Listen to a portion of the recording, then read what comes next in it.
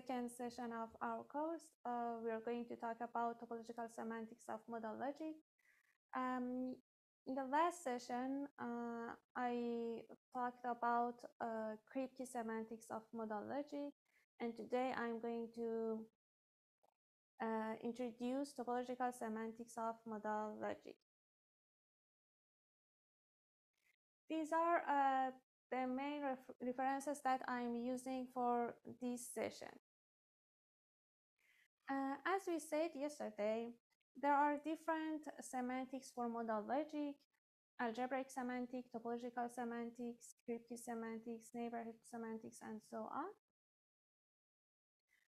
Topological semantics had introduced by McKinsey and Tarski, and after that cryptic semantics introduced. But because, as you saw yesterday, because cryptic semantics has a better intuition, it's a relational structure and it's easy to work with them, so cryptic semantics become more popular between modal logicians, and topological semantics went into the shadow. But after some years, because of mathematical interest of topological structures and because of its application in other areas such as computer science or so on, topological semantics draw more attention. McKinsey and Tarski introduced two kinds of topological semantics for modal logic. They proposed two interpretations for modal operator. One is to interpret a modal diamond as closure operator, and the one as to interpret modal diamond as the derived-set operator. We will cover these two kinds of interpretation in this course, and today I will talk about the first one, interpreting modal diamond as the closure operator, and it's sometimes in some literatures called as c-semantics. Okay, let's first have a very brief review of preliminaries of topology. As you may know, all of them, that a topological space is a pair X and tau, where X is a non-empty set and tau is a collection of subsets of X such that it contains the empty set and the whole set X. Tau is closed under finite intersections and it's closed under arbitrary unions. The elements of tau are called open sets, and the complement of any open set is called as closed set.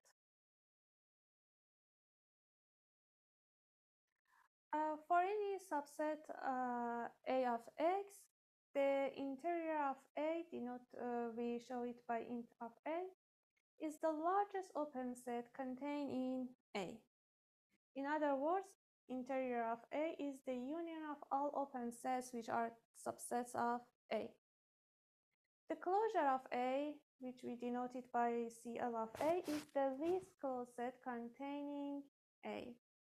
So in other words, closure of A is the intersection of all closed sets which are containing A. And it's easy to check that the closure of A is the complement of the interior of complement of A. So I think all of you are familiar with many examples of topological structures. Let me give an example which is related to our course, and we need it through our course. Let F be a reflexive and transitive frame. So F is a cryptic frame which its relation is reflexive and transitive. We can define a topology over F, which is the offset topology.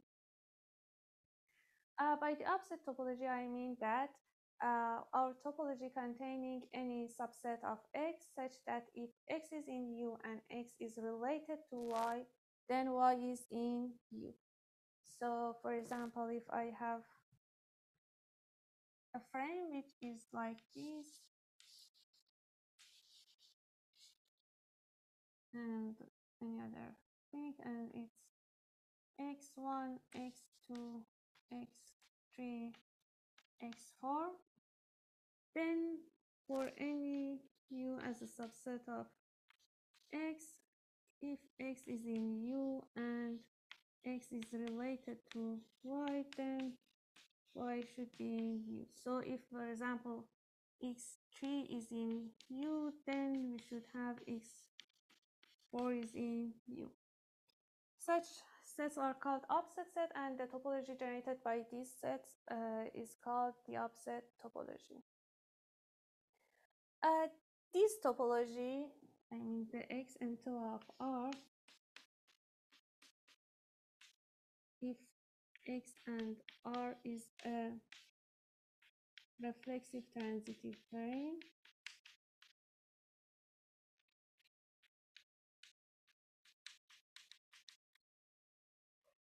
form an Alexandrov space. Recall that a topological space is an Alexandrov space if tau is closed under arbitrary intersections. In other words, our topological space is an Alexandrov space if for any point x there is a least open neighborhood of x, which is the intersection of all its open neighborhoods. So in this case, when we have a reflexive plane and we consider this topology over that, for any x in x, the set of all its successors, the set of all y such that x is related to y, is the least neighborhood of x. So for any x, we have the least open containing x, so it's an Alexandrov space.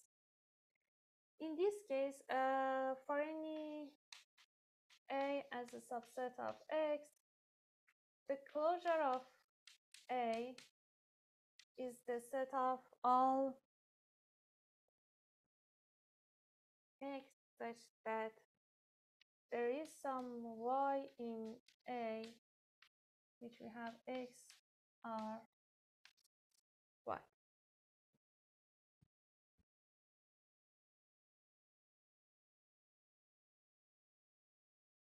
In other words, closure of A is the R inverse of A.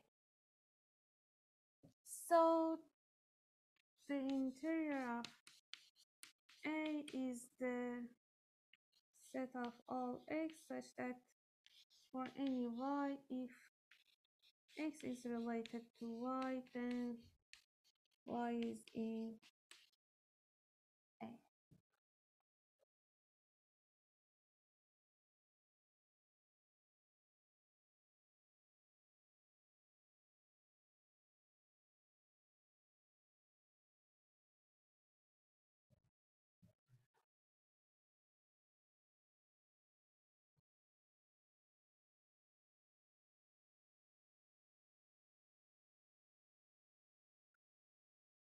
So in this case, we have an Alexandrov space, and the closure and interior of any subset of x defined in this way.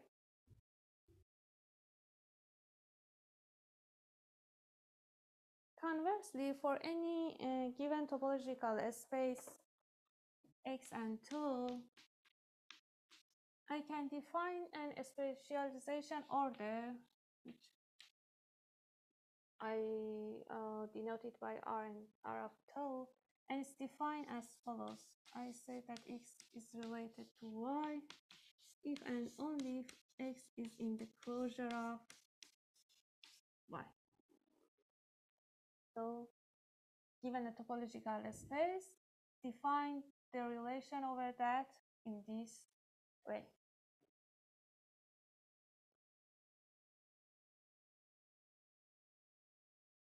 Then it's routine to check that x and R of tau is a reflexive transitive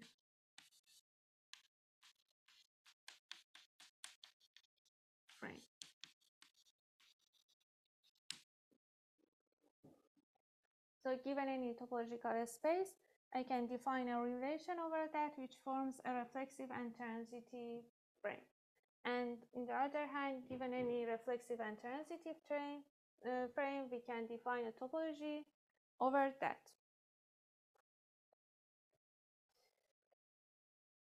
Then we can see that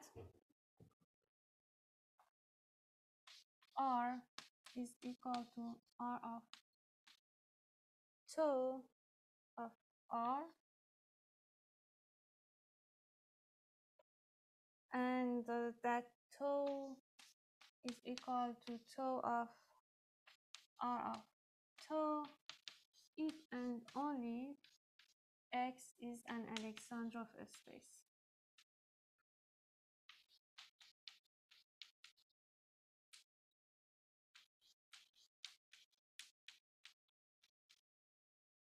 So if my space is an Alexandrov space and I make a specialization order over that, then we can check that after making the specialization order and again making it as a topological space, then these two topology are equal, and then yeah, we can go again, come back to our topological space.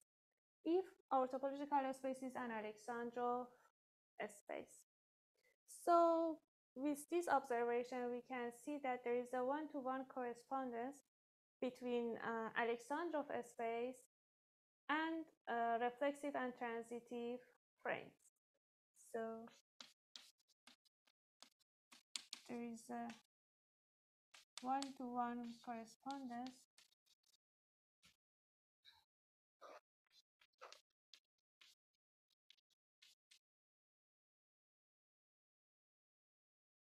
between Alexandrov space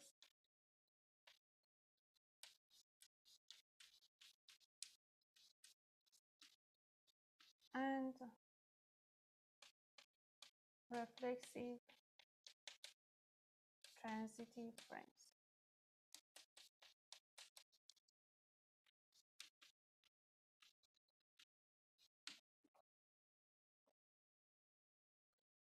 As I mentioned in the last session, we know that we have a completeness of S4, system S4, over reflexive and transitive frames. So sometimes these kinds of frames are called S4 frames. I just want to mention it right now, but these kinds of space sometimes called as an S4 frames.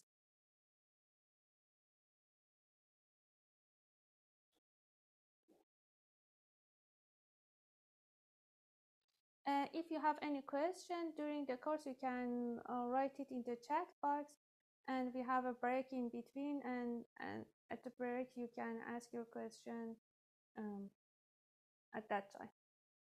But during the course, you can just write it in the chat part.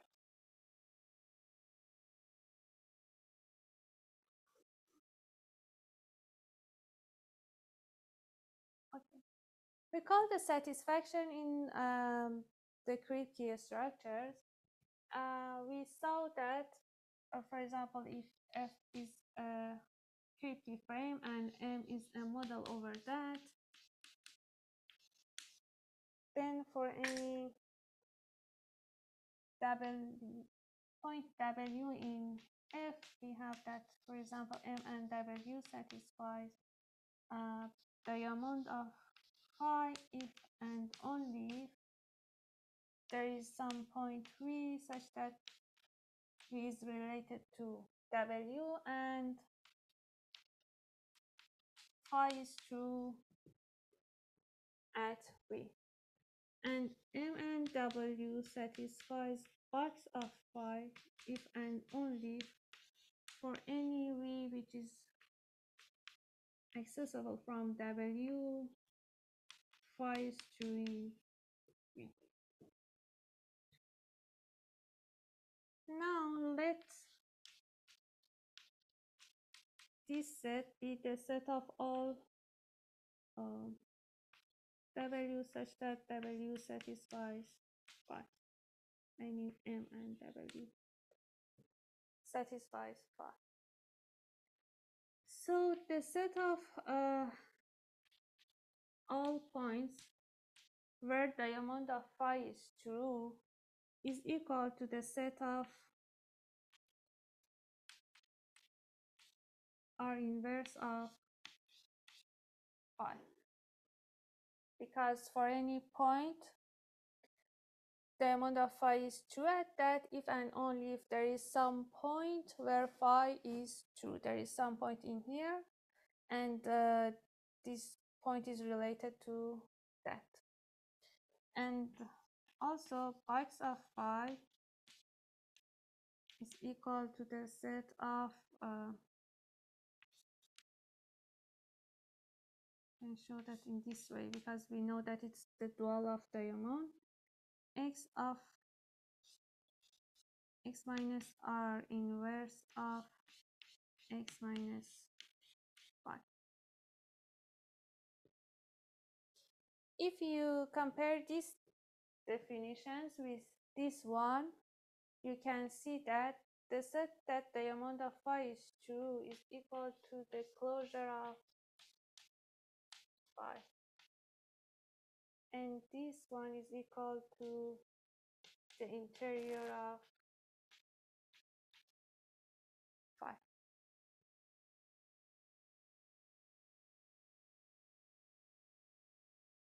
Because we define the closure of A in this way and the interior of A in this way. And they are equal with these sets.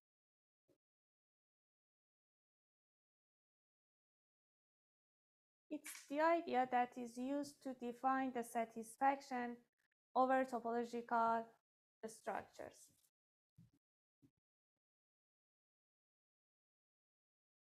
So a topological model over a topological space is a triple X, tau, and V, where this one is a topological space and V is an evaluation function.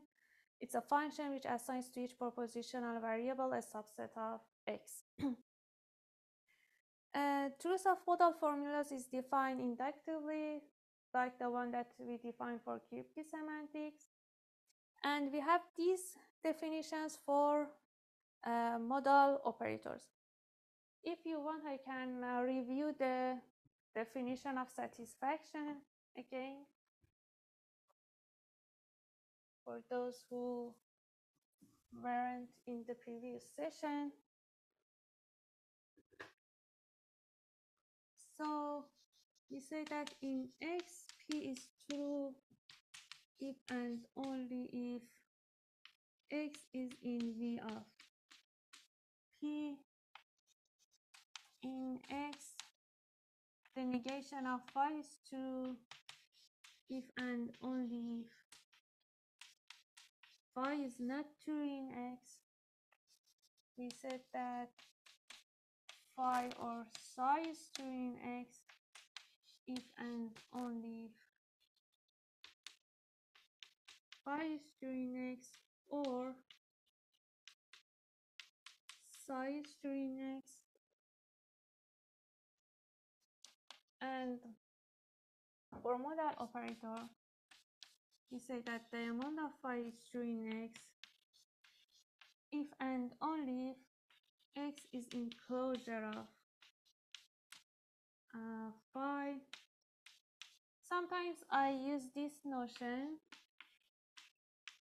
to show the set of all X where X satisfies phi. I can show this by this notion too. Both of them show the set of all X where phi is true in X. And for box operator, we have that box of phi is true in X if and only if X is in interior of phi. So in other words, the amount of phi is true in X if and only if by definition of closure, we know that for any u, if x in u, then there exists some point y in u where phi is true in phi, and in this case it means that there exists some open set u, which is a neighborhood of u, and for any y, if y is in u, then y satisfies phi. So diamond of phi is true in x if for any neighborhood of x there exists some point y where phi is true, and the box of phi is true in x if and only if there exists at least one neighborhood of x such that all points in u satisfies phi.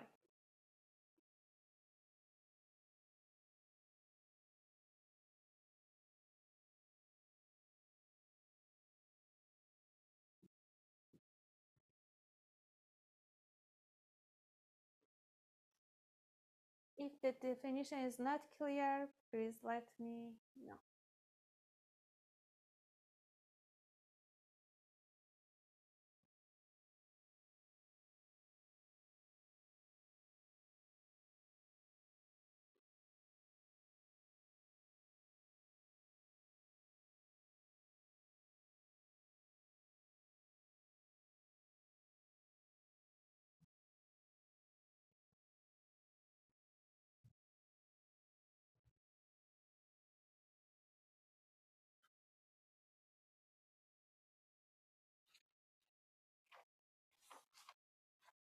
I hope all of you get the definition. Okay, let's see some example. I mentioned this example and this picture from the first references that I introduced.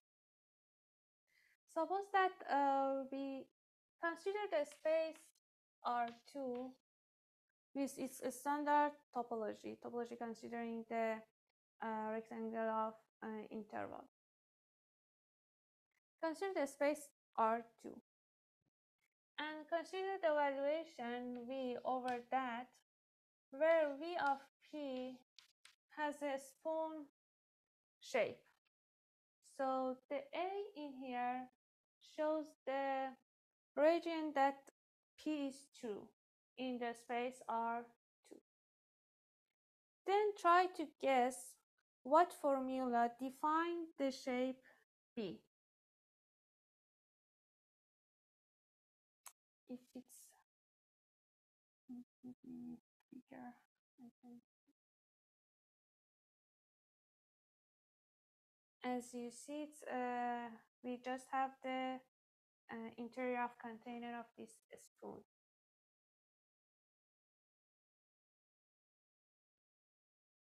Okay. So as I said, A is the formula P, and B is box of P. It's the interior of this region. So we can show this region, we can identify this region by the formula box P. What about the C?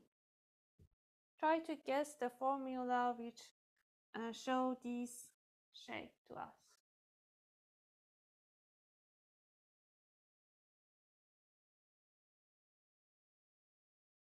As you see, C is the boundary of P. It's the boundary of our spoon. If you need, I can review the notion of boundary.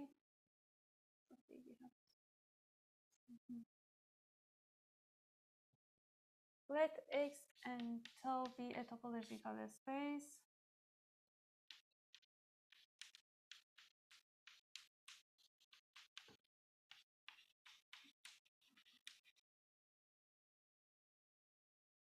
the point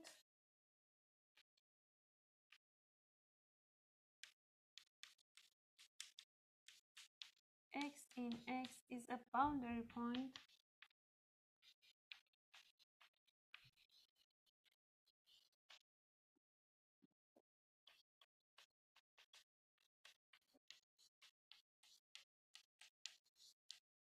if X is in the closure of A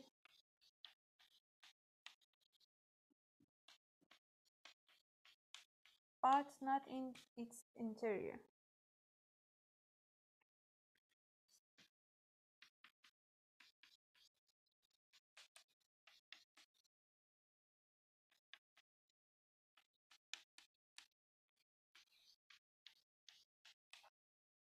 So it means that X is in closure of A minus the interior of A.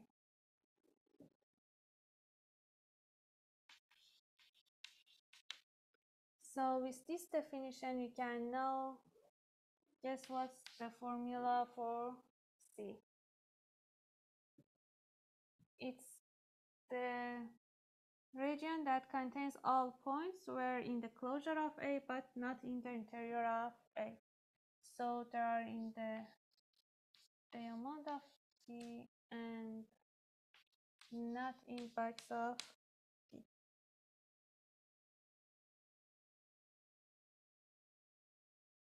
Yeah.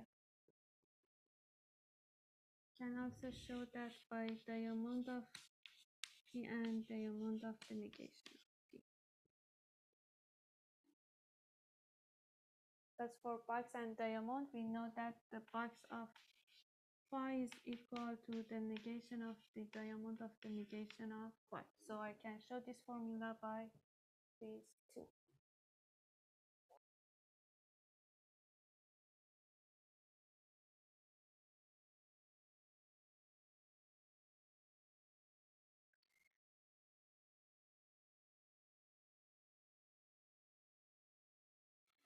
So what about the D, which is the container of the spoon with its boundary? We don't have the handle of the spoon.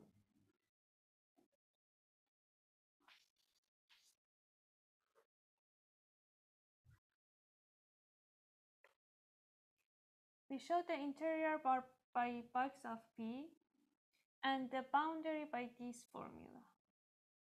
So in this case, I can show this part by diamond of box of P.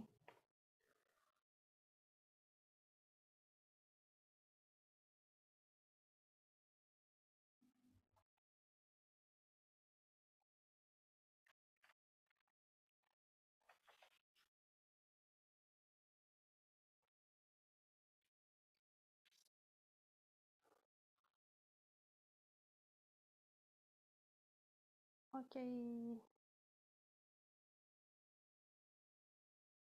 let's try to find the appropriate formula for the region E and F as an exercise for you.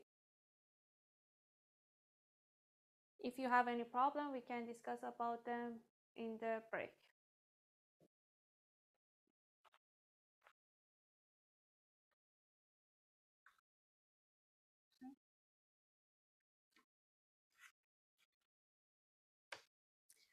Let me check the time. Oh, no, let's continue.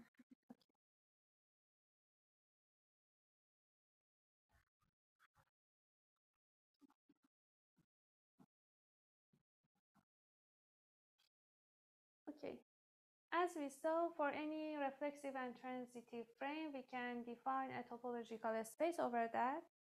Also, we can show that if M is any model based on a transitive and reflexive frame, then we shall be by these kinds of M, the topological model which we make over this one. X is equal to this X, tau of R is defined as we said, and V is the same as this one, then we can check that for any formula phi is true in point x in the topological model if and only if phi is true in x when we consider the Kripke model. So the satisfaction of formula remains same if we change our model from the Kripke one to the topological one. L2 is rather ill behaved, which I mean that if we want to work just by topological structures, then L2 lacks some important model theoretic properties such as compactness, Lowenheim-Skolem theorem, or Wesch theorem. But if we interpret L2 over basoid model, then L2 satisfies these properties. What I mean by basoid model? Basoid model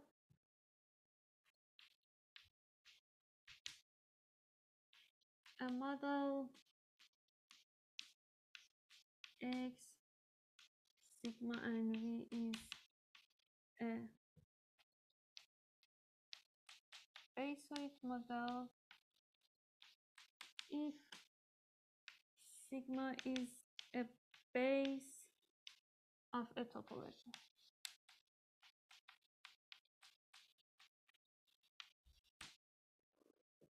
And if you need to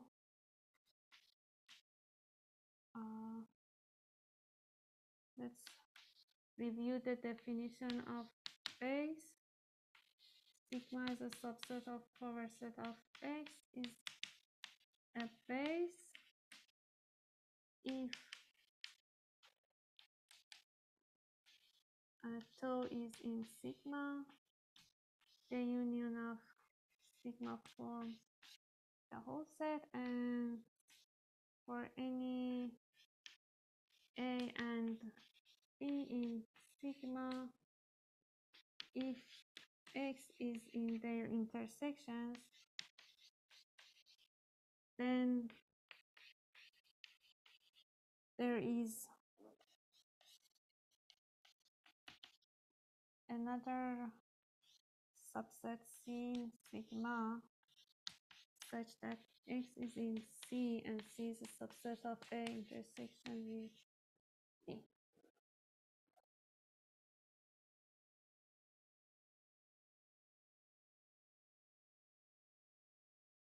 Okay, it's a review of the definition of base of topology, and we call a model basoid if we have a base, not just a topology over that. And we know that if we close a base over arbitrary union, then we make a topology which is topology generated by sigma. So if we consider these kinds of model, then L2 has the compactness, Lowenheim-Skolem, and all model theoretic properties that we like. But in here, we want to work with topological structures, not by basoid model.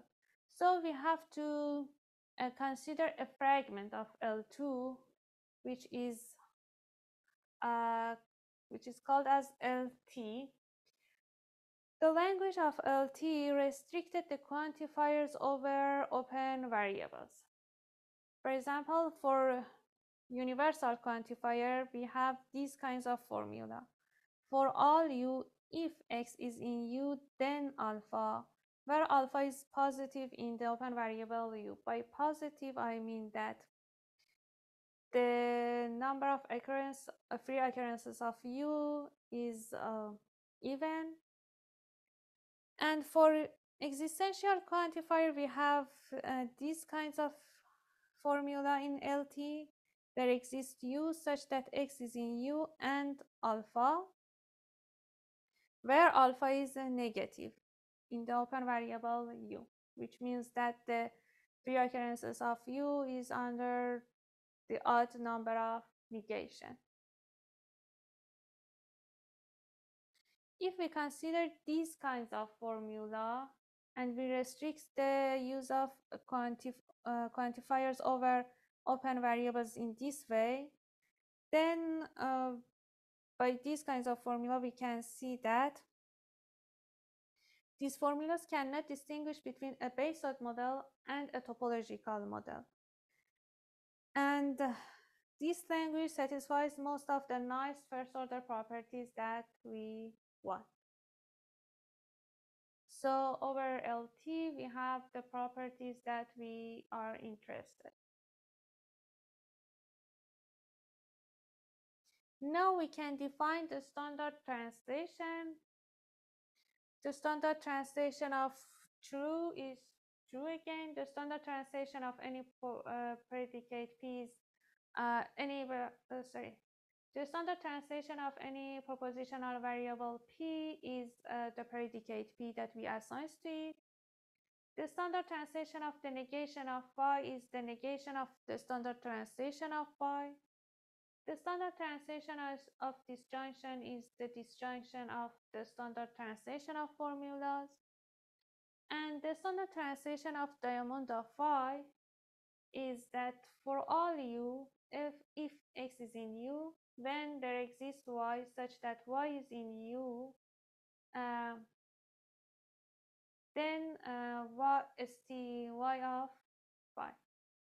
It should be the and not the implication. Sorry, it's a mistake. It should be and. There exists Y such that Y is in U and phi is true in Y, so it should be and. So we have this STX of diamond of phi is that for all U, if X is in U, then there exists Y such that Y is in U and ST Y of Y. It's exactly the property that we have for satisfaction. Then for box, we have STX of box phi is there exists U such that X is in U, and for all Y, if Y is in U, then ST Y of Y.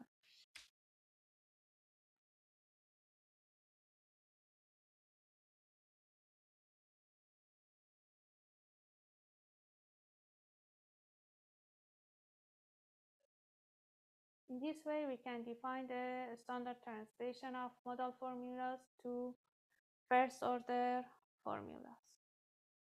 And by induction, we can show that for any formula phi is true in a point A if and only if the standard translation of phi is true in M when we see M as a first order model by assigning the point A to the free variable X.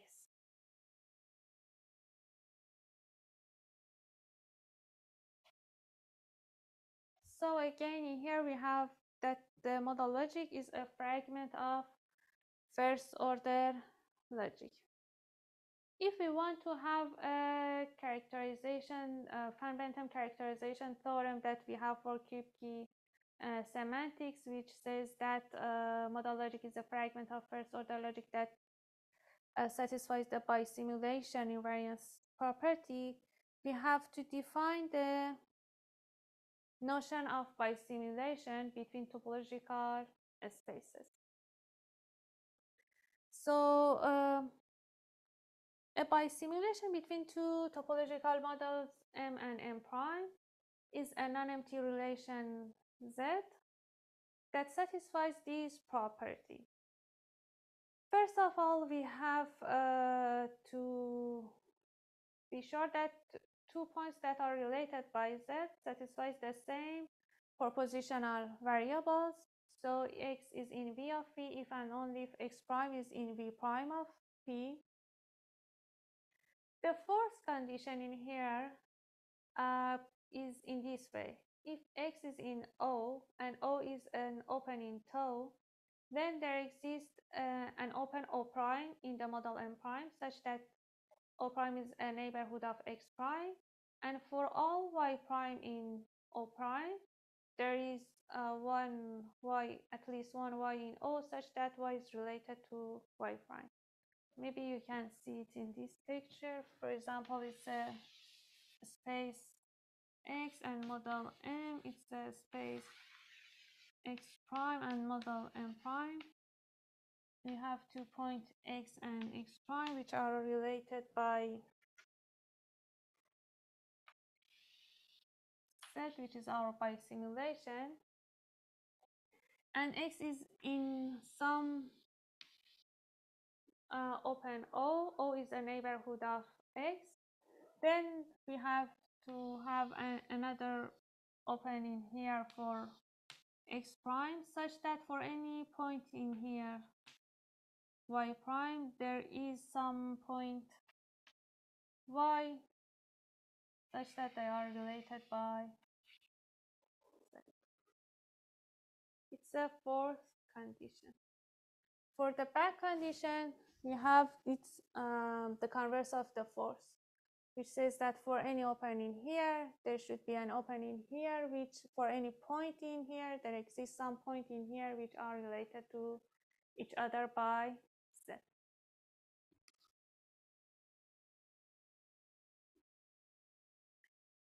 We said that 2 points are bisimilar if there exists some bisimulation which related these 2 points together.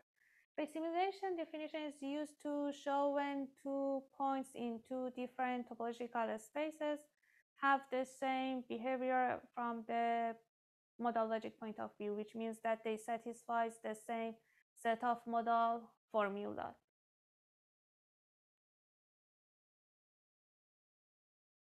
So you just wait for a second that to make sure that you can follow the definition.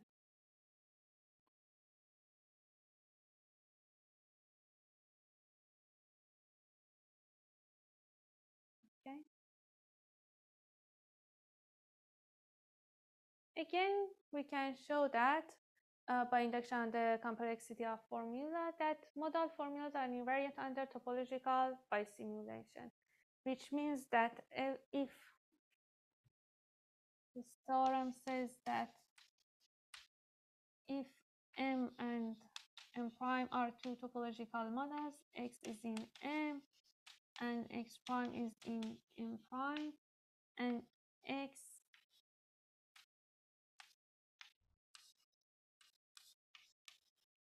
and X prime are bisimilar, then they are modally equivalent. With this notion, I mean that for any formula phi, M and X satisfies phi if and only M prime and X prime satisfies phi.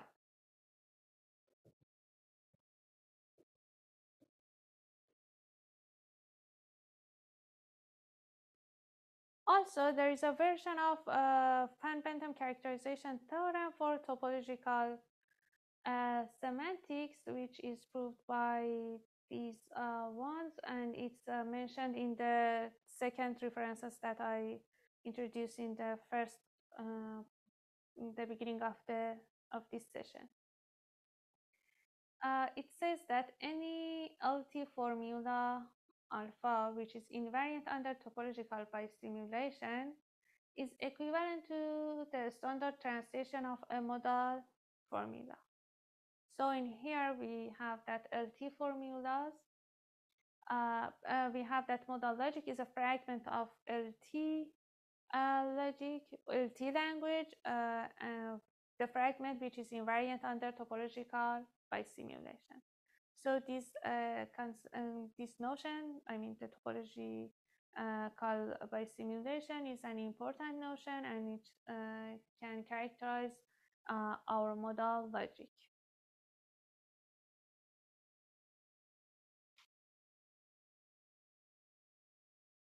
Okay.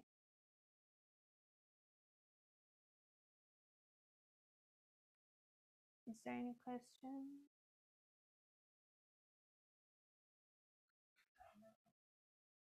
No.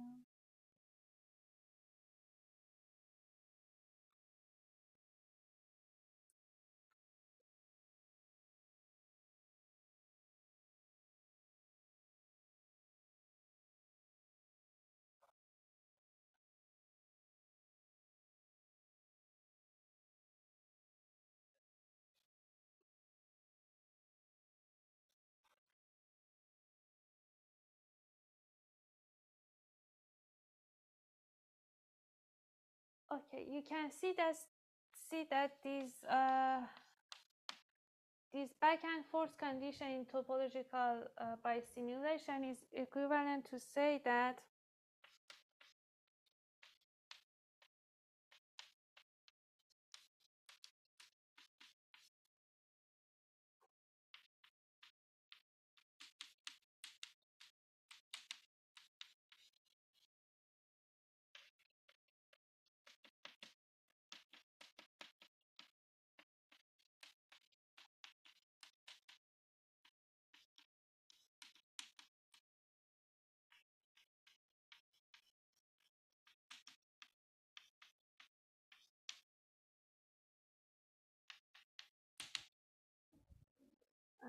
I call them force prime or and back prime.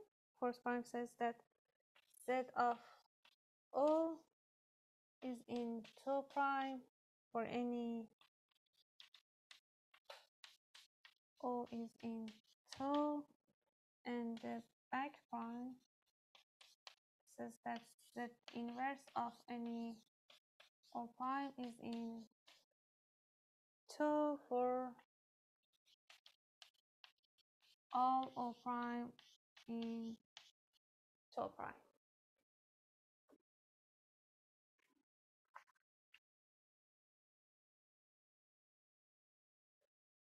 So these four back and forth conditions are equivalent to these conditions.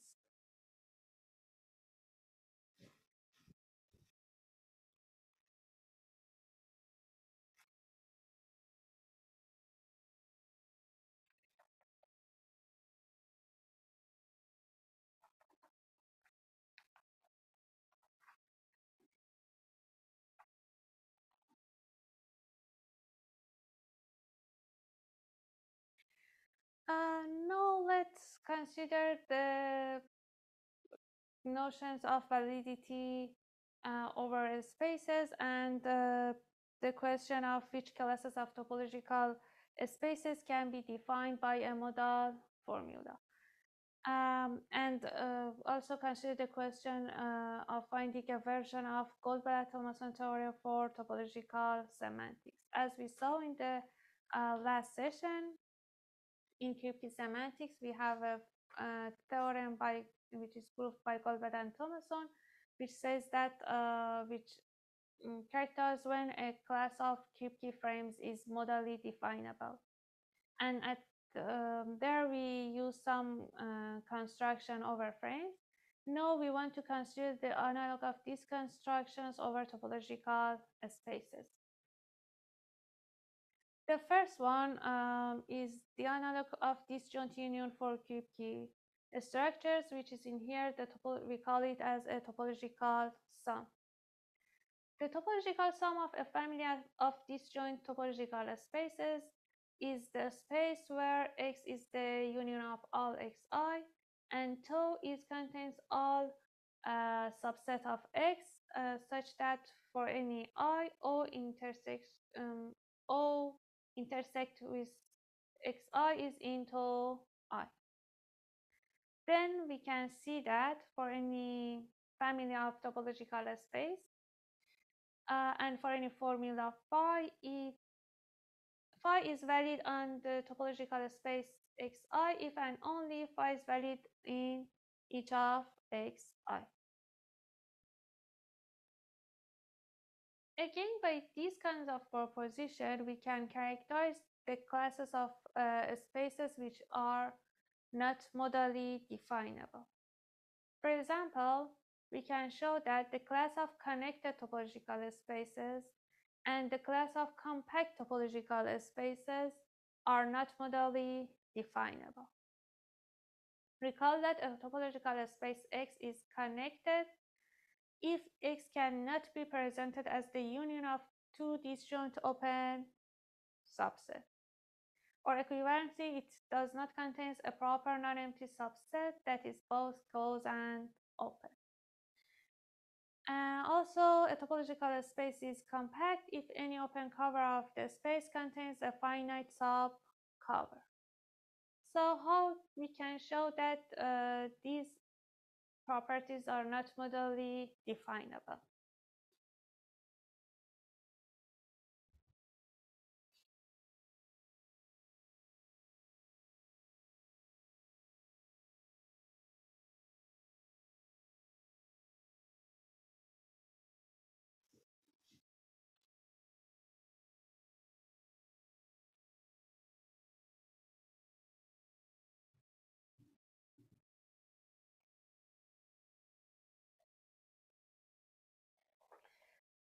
Let's consider the space xi,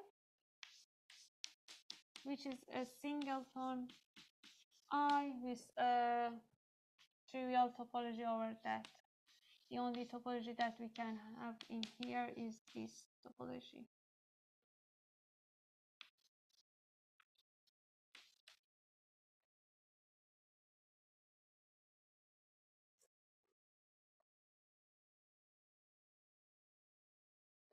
Okay.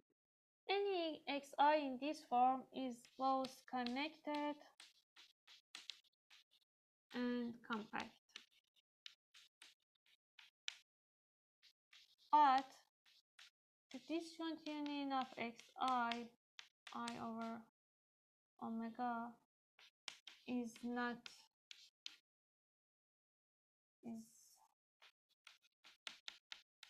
neither connected nor compact. So since this property is not invariant, is not preserved under disjoint unions, so these properties are not modally definable.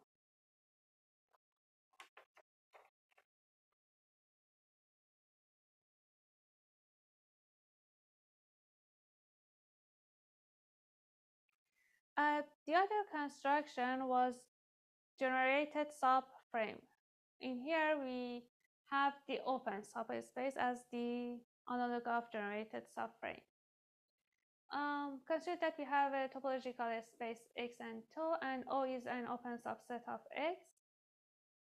Then then we can have a topological space O and tau of O, such that tau of O is defined as the intersection of A and O, or in other words, we can say that tau of O is equal to the set of all A, such that A is a subset of O. It's a topological space which is generated from X and tau, and we can see that if phi is valid on X, then phi is valid on O.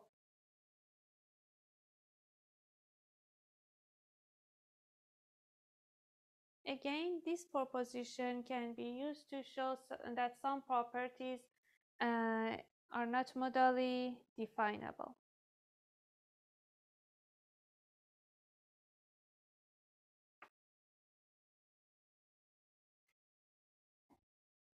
For example, here I want to show that, I don't know if I mentioned here, no. For example, consider the property of disconnectedness.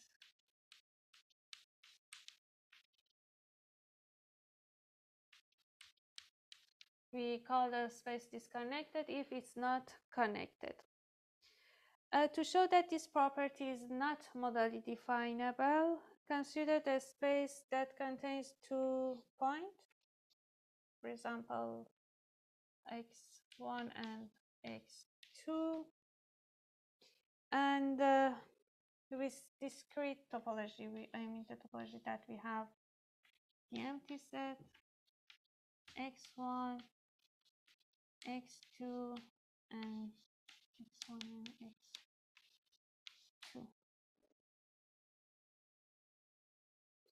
Okay, this space is disconnected space, but when we consider 1 point subspace of that, because x1 is an open subset in here, so I can make an open subset of that in here, and with the topology empty set and x1,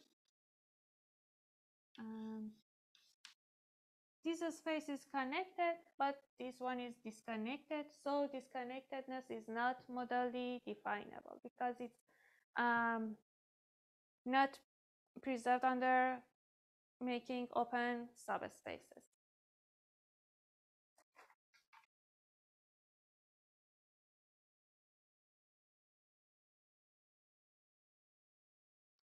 There is one difference between considering generated subframe or considering open subspace. And in the Kripke semantics, when we want to construct a generated subframe for any subset of our frame, we can make a generated subframe. But in here, we can just make an open subspaces. We have this proposition for subspaces of X, which make by an open subset, not by any given subset of X. It's just the difference between generated subframe or in here open subspace.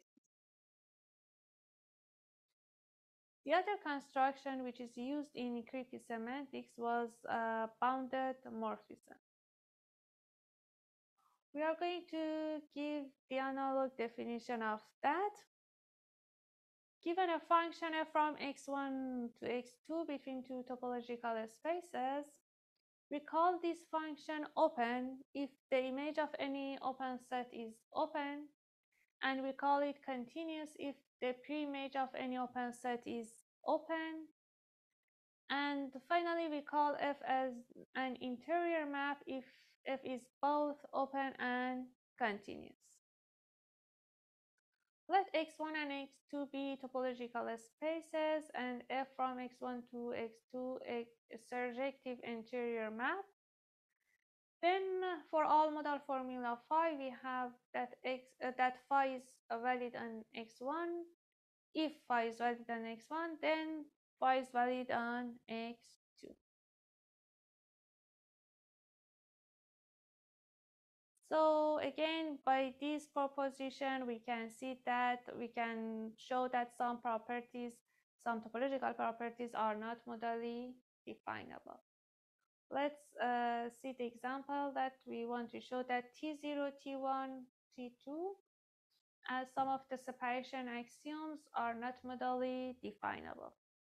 Recall that a topological space is a T0 space if for all points x and y, if x and y are not equal, then there exists at least one open set which contains one of them and not the other. For example, we have 2 points x and y, they are not equal, then we have an open which contains x but not y, or in the other direction we have some open which contains y but not x.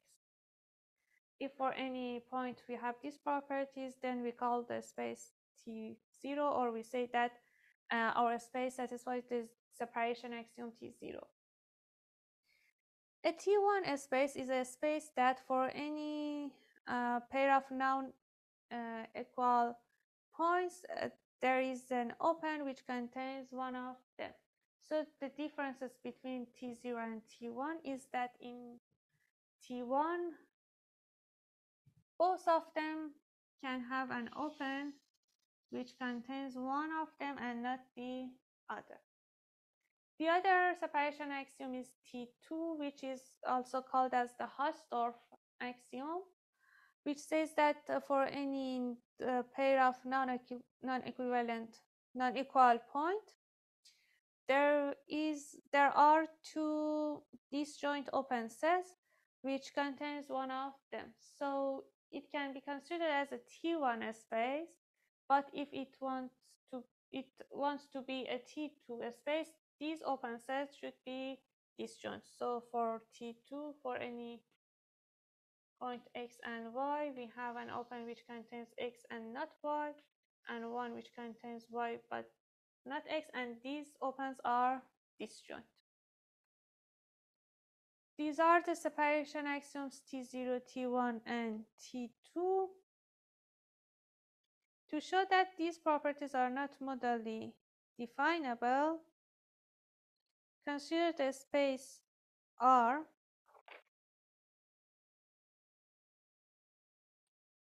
and sure.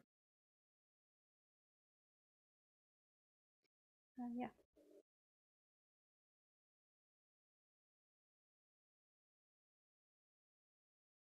Yeah. For these properties, consider R, which is a standard topology,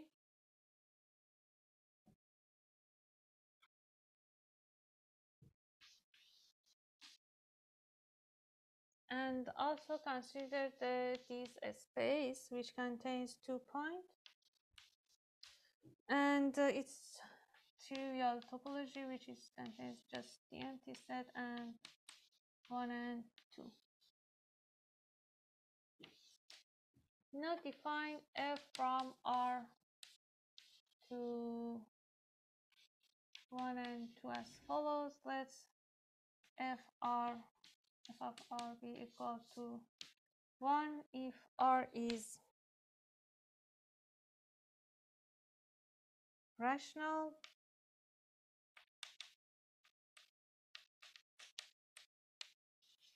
and 2 if R is irrational.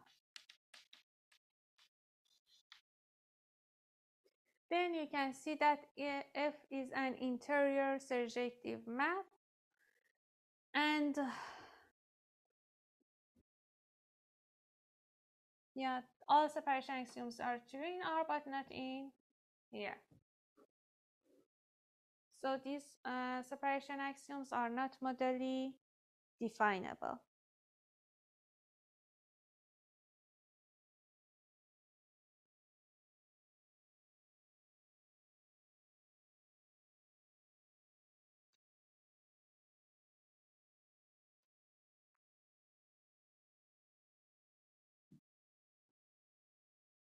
So by this construction and another construction which is called the Alexandrov extension, we can have a version of Goldblatt-Thomason theorem for topological spaces.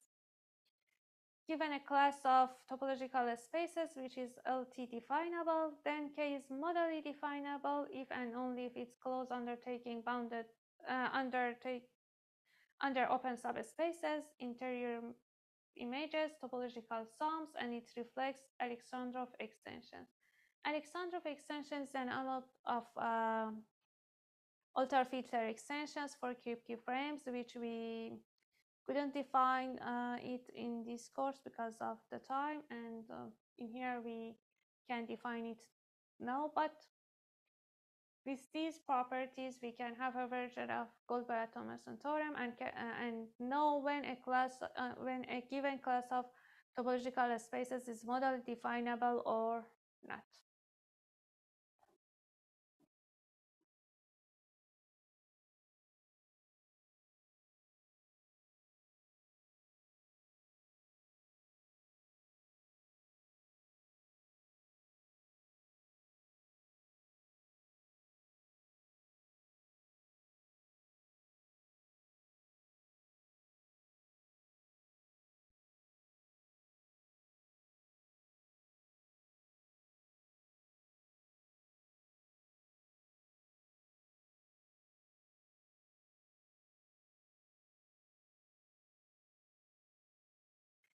Okay, yeah. Okay, let's continue. And now I want to talk about the soundness and completeness of topological spaces. A modal logic L is said to be sound and complete with respect to a class of topological spaces if for any formula phi is valid, and C if and only phi is provable in the system L.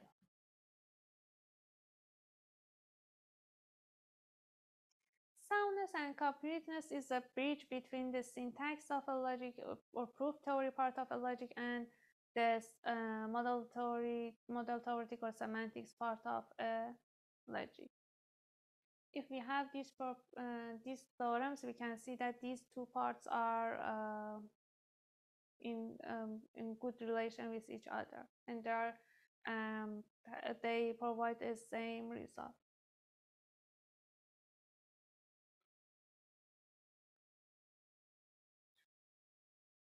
Recall that the system S4, or the normal model logic S4, was the normal model logic which contains the system K, and it obtains by adding these two axioms to the K. K, if you can't remember it now,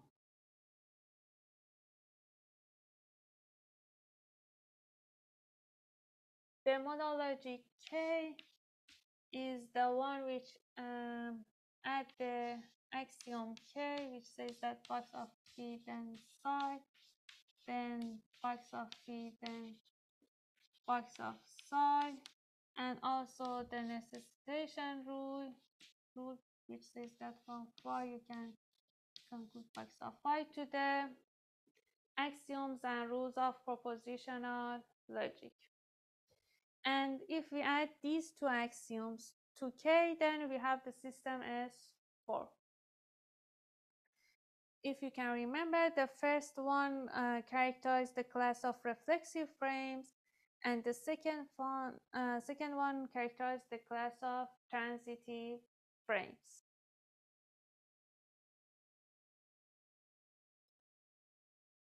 It is well known that S4 can be axiomatized by these axioms too. I mean that instead of saying K and these two axioms, we can characterize S4 with these axioms too, which says that box of true, box of P and Q if and only if box of P and box of Q, box of P then box of P, and box of P then P.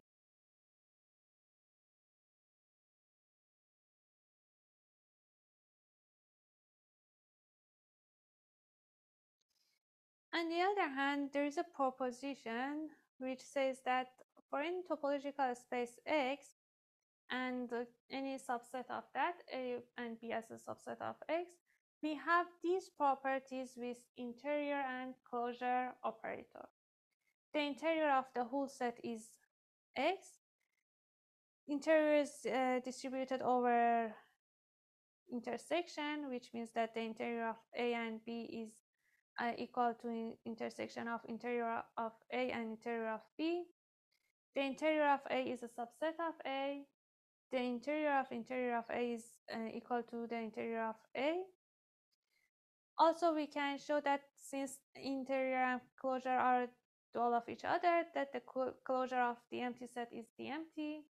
The closure of A union B is equal to the closure of A union closure of B. A is a subset of closure of A, and closure of A is equal to closure of A. Okay, you can see that in here we have property which is properties about the interior and closure, and they are similar to the axioms that we have for box and diamond. If we write the axioms of S4 in the box form or write them in the diamond form, we can see that these axioms are related to these properties, or in other words, they propose these properties in a modal language. So this proposition shows that we can have soundness for S4 and topological spaces. This theorem says that the theorems of S4 are valid on every topological spaces, because when we want to show the soundness, we have to show that the axioms of our logic are valid and our rules of our logic preserve the validity. The previous proposition shows that this is true for S4 and topological spaces. So we have the soundness of S4 over topological spaces.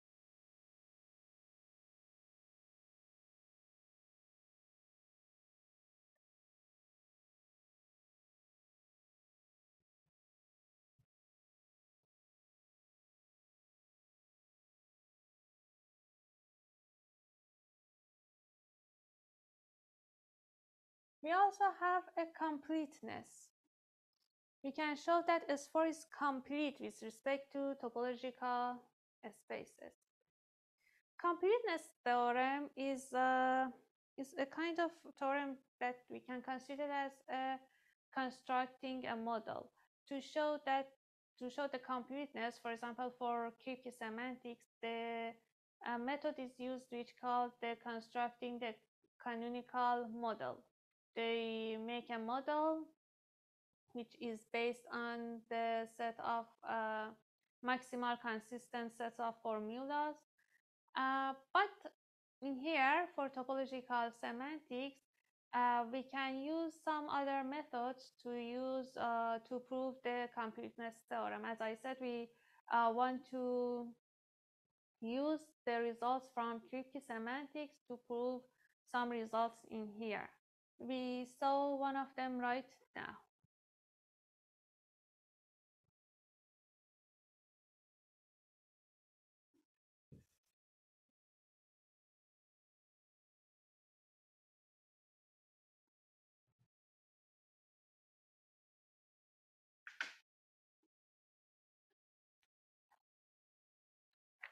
Okay, we want to show that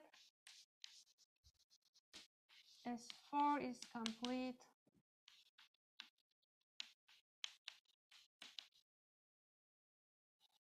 over the class of topological, or with respect to topological spaces.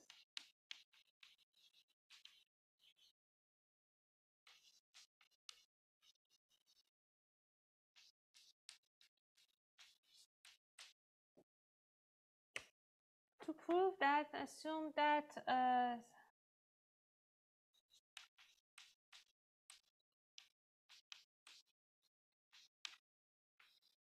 sigma is a set of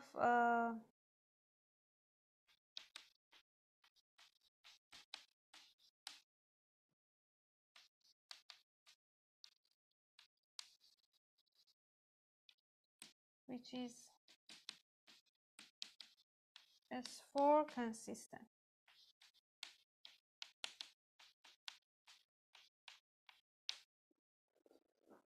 We have to show that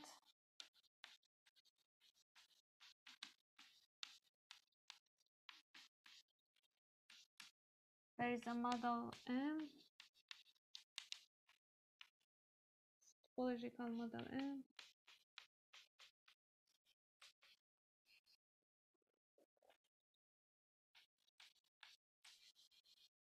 and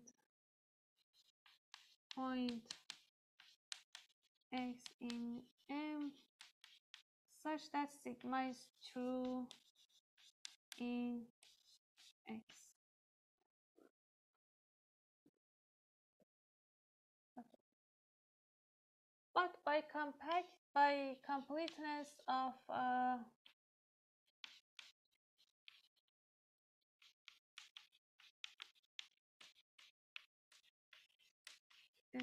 S4 with respect to reflex to the class of reflexive transitive frames,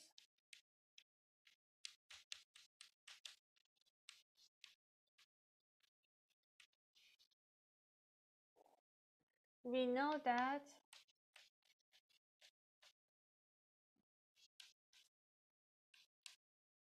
there is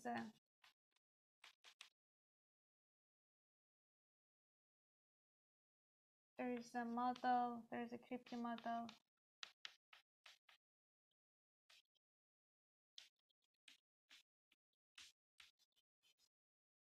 M over some reflexive transitive frame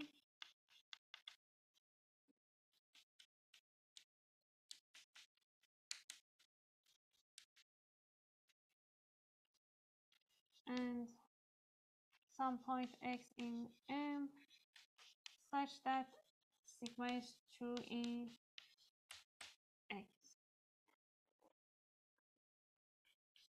Now let M be a topological model which we can make from M. Let M be, let's call it X, R, and V. Then we have X, R, and V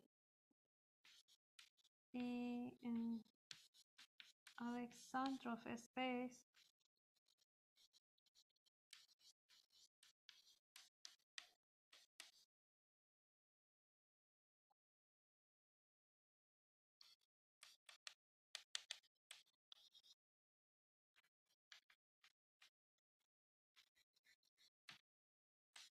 Then, as we saw by our previous theorem, we have that M and X satisfies sigma 2. Because as we saw, the satisfaction of formula is the same over these kinds of models. So sigma is satisfiable in this model, and we have the completeness theorem for S4. We can also make a canonical model over the canonical model for topological spaces, but we can also use the results from c-semantics and prove our completeness results.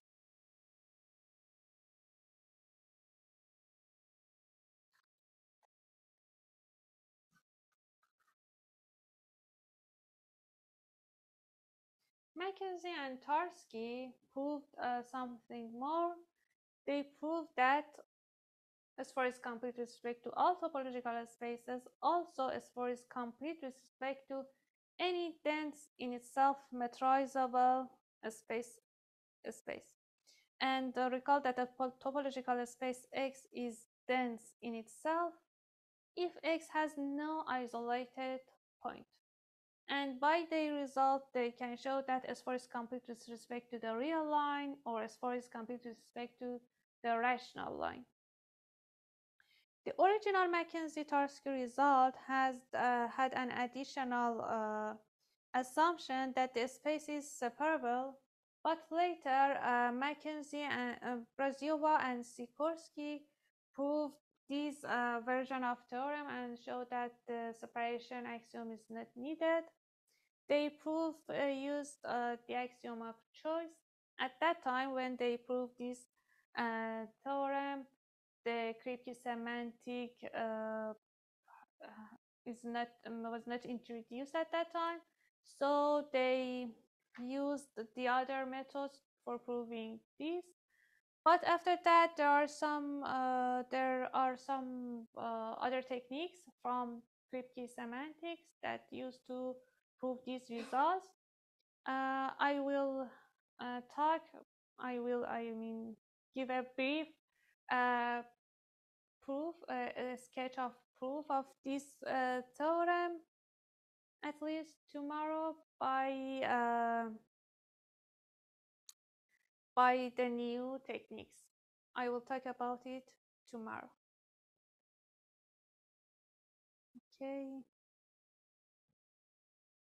So let's talk about them tomorrow. Another normal modal logic which is famous and used, for example, in epistemic logic, where we interpret box as the knowledge of agent, is the S5 system, which is obtained by adding this axiom to S4. So S5 normal modal logic is S4 plus the axiom P then box of diamond of P, or S4 plus diamond of P then box of diamond of P. It is known that S4 is sound and complete with respect to the Kripke frames, where the relation R is equivalent relation.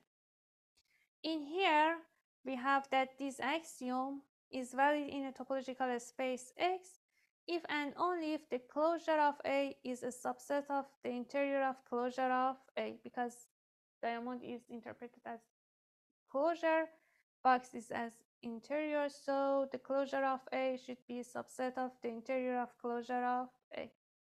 Or in other words, this formula is valid on X if and only if every closed subset of X is open. Therefore, S5s define the class of topological spaces which every closed subset is open.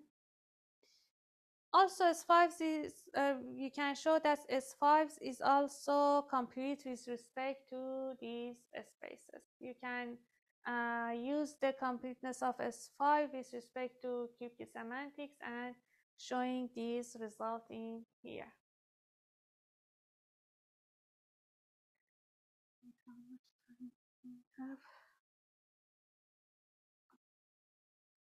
Let me say just about the one slide and we can stop here for now. As we saw, there are some topological properties which are not modally definable. To be able to define them, one way is to enrich our language. To enrich our language, we can, to doing that, we can add some new operator to our language.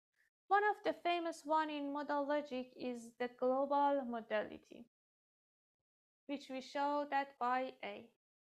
A of phi is true in a point X if and only for any other point V, phi is true in V. There is no relation between X and V. The global modality says that if phi is true in a point, which means A of phi is true in a point, which means that phi is true in the whole model. We can also have the dual operator of A, which is called the existential modality.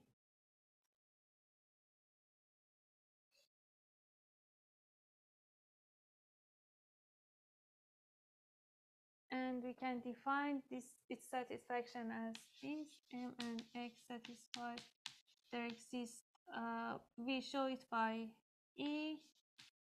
E of phi is equal to the negation of A of negation of phi. So E of phi is true in X if and only if there exists some point Y such that M and Y satisfy phi. Y can be equal to X or be any other point. If we add this operator to our language, for example, we can define the connectedness. The connectedness is definable by this formula.